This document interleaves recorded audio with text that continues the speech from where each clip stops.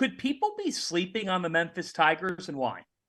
Well, I think, first of all, did they get the best transfer in the country? You could make an argument with that, and the way that he's playing this year. And Kendrick Davis had 21 today, 4 assists, was just absolutely outstanding. DeAndre Williams, the other senior, 26 and 12.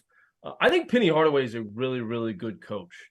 Again, new to college basketball in terms of being a head coach, taking over for his alma mater. There was all kinds of expectations. He really went out and tried to put, his stamp on the nation in terms of recruiting by taking all this talent, getting the best players in the country, and maybe through growing and developing as a head coach, hey, I'm not necessarily need to do that. Maybe I need to take more of these types of guys and less McDonald's All-Americans and 5 stars. Maybe going into the portal and getting some guys that have been hardened and been through some stuff is better for him, better for his personality as a head coach. He had to learn that, and that's what he's doing. They're in second place right now in the American.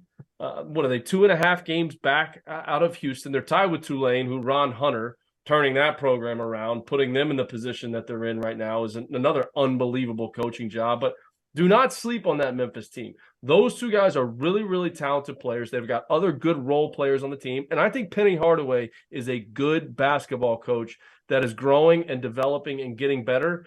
And I would not want to see that team, not with Kendrick Davis in that backcourt in March, especially if they're seated lower than somebody and they've got to line up and play them. That's a tough out.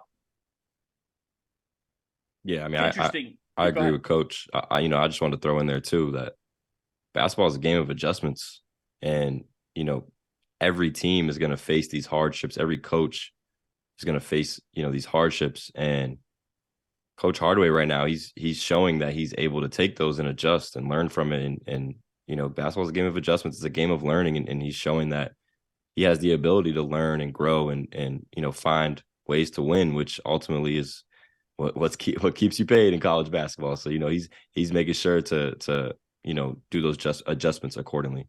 Fanta, how about this? They got Houston twice coming down the stretch. Whew.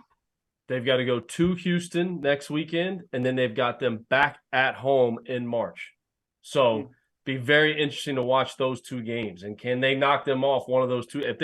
If they split and handle their business coming down the stretch, that's the other thing too. For all these teams trying to get at-larges that are quote unquote on that bubble, for any teams really at this point in the year, you can't lose bad games. You can't lose games to teams that you're supposed to beat. Like Iowa today, versus Minnesota. I'm not trying to knock Minnesota. They've had a difficult year. I think they've won 7 games going into today. Iowa can't lose that game, right? And Iowa's not on the bubble, but they can't lose. You can't lose games at this point in the year versus teams that you're supposed to beat, especially if you're on that bubble. I mean, for Iowa, it's about seeding right now, really. And you can't lose that game, and you got to be able to handle your business. So, Memphis, don't lose games coming down the stretch that you're supposed to win. And if you can split one of those 2 with Houston, they're going to put themselves in a really good position. The Memphis Tigers have won 7 of their last 8 games. And that one loss came by a point to Tulane. Tulane, one of the better teams in the American, but that's also kind of life in the American, where they don't have much room for error with where they're at, but they have been able to rack up wins, accumulate wins, and we'll see if they could beat Houston. They're going to own a win that very few teams has. And Alabama is one of those teams. We're dropping our merch. We got to start calling Underwood Daddy Brad.